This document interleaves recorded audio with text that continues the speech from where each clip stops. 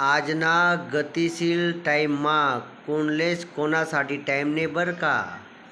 पण तरी आजना धावपळना युगमा असा गणक जन शेतस त्या बिना वयक पायकना कोणले बी मदत करतस.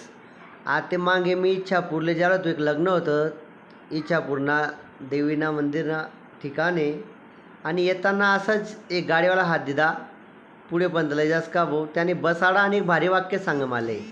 त्याने सांगितले, दादा माणूस की जिवंत शे बर का.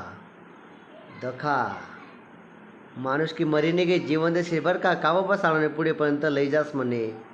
मित्रस्वनी असा लोकेशले धन्यवाद नक्की म्हणा बरं का. ज्या आपला आडी अडचणा टाईमले आपले काम पडतंस त्या बिलकुल पयत येतस आपल्यासाठी. अनेक ठिकाणे ना जात धर्म काहीच दखतच नाही लोके, त्या मदतले पहिले पयत येतस. आणि लक्षात ठेवा तोच खरा माणूस की धर्म. कोण तुमले जर काम पडणं ना पहिले लोके कोण काटाकाटी दे पाय म्हणा तरी त्यांना उपकार याद ठेत.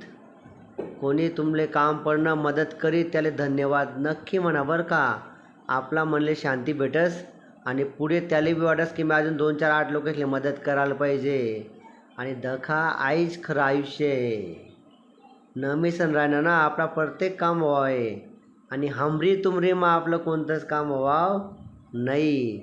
जो संकटना टाईमले आपल्यासाठी पयती राहना त्या बिचारांना उपकार याद ठेवा आणि त्याले आयुष्यमा पुन्हा पुन्हा धन्यवाद नक्की म्हणा.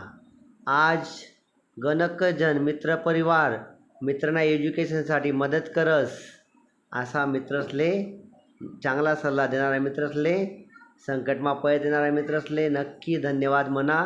व्हिडिओ आवडणार तर 2 जणले नक्की वाटला.